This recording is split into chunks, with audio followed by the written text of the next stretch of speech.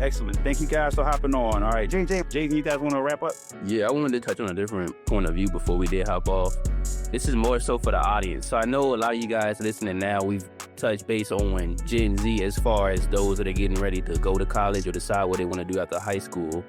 But I want to go back to the older side of the generation because that's where I fall in. So for anybody that doesn't know, Gen Z is 1996 to 2013 or 2011. And I was born in 1999, so I'm definitely a part of the older generation. But one thing I will say with everything going on, I've gone through college. So I went to George Mason University myself. I majored in finance and I minored in data analytics. I had to choose between two options. The first was to go work for a government agency or a private corporation, whatever I wanted to do. Or the second was to stay with the business, right? I chose the business. A lot of my peers that did decide to go off other places with everything going on in the world right now, a lot of them are now seeing things get thrown back into their face and whatnot. So if you are a part of that group, again, of peers that came out around the same time I did as far as college, and you're now seeing that your skills maybe aren't as applicable to the current work environment, try to take what we're saying on this podcast, even the students we have on here right now, even though they're a lot younger than us, right?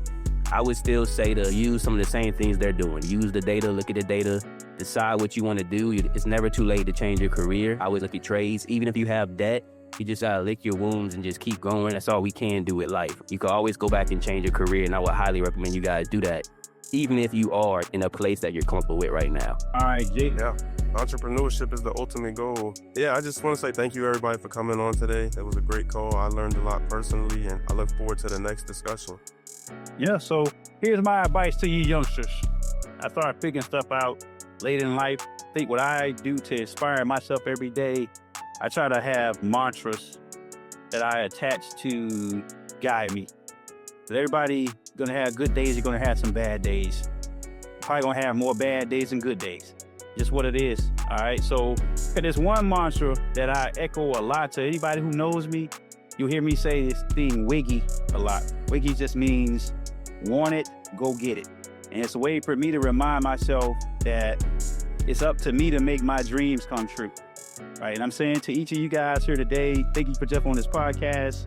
You all have your own ambition, but if you want anything in life, it's gonna be up to you to make it happen. So I know we talked a lot about AI, it's gonna cripple this, gonna cripple the job market for people. Still doesn't mean that you can't pursue your dreams. And WIGGY, for me, I actually got it from a movie called The Pursuit of Happyness. And you got Will Smith. Yeah, Will Smith is a pretty prominent African-American actor. And he was playing this role as this guy, he was an investment guy.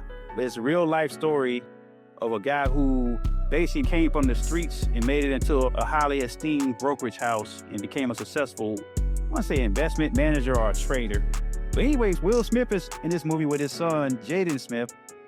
And there's a particular scene with them on a basketball court. And Jaden is shooting the basketball, and I think Will asks him what he wants to do when he grows up. He says he wants to be a basketball player. So Will proceeds to tell him, I don't think you gonna be that great because I wasn't that great and blah, blah, blah. Jaden gets mad and throws the ball at the gate. Like Jaden in this movie is probably about 8 and 9 years old, little guy. Will looks at his son, he knows he said something he shouldn't have said to him. So he tells him, maybe not in these exact words, he just says that if you have a dream, you gotta protect it. And you can't let anybody discourage you from pursuing your dreams. He says, if you want it, go get it, period. And that just stuck with me. So I'm just saying to you guys here today, everybody has a different definition of what success looks like. All right, so I think you should have an idea of success that's short-term, meaning day-to-day. You should have an idea of success that's mid-term, that might look like getting to college. You should have an idea of success that looks like long-term. That should be some tremendous future ambition. And embedded in all of these aspirations of success is risk. It's sacrifice. And in order for you to achieve ultimate levels of success in anything you do in life, it's going to be some extreme sacrifice. So what I want to say to you guys is, I think you all are on the right trajectory. I think raising your hand to be in this Data Gen Scholar program is a reward for us as your facilitators, as much as it is a reward for you as a participator. We have some tremendous ambitions for you. You guys have some things in front of you that you haven't even been introduced to yet that we're going to introduce you to. So all I want you to do is just remain steadfast on your dreams. Whatever your dreams are, I want you to stay steadfast on those. Just because you read some articles doesn't necessarily mean that you can't pursue that dream because AI might be a threat. I think you still pursue your dreams. Just find a way to base all your aspirations each day in data. Base it in data.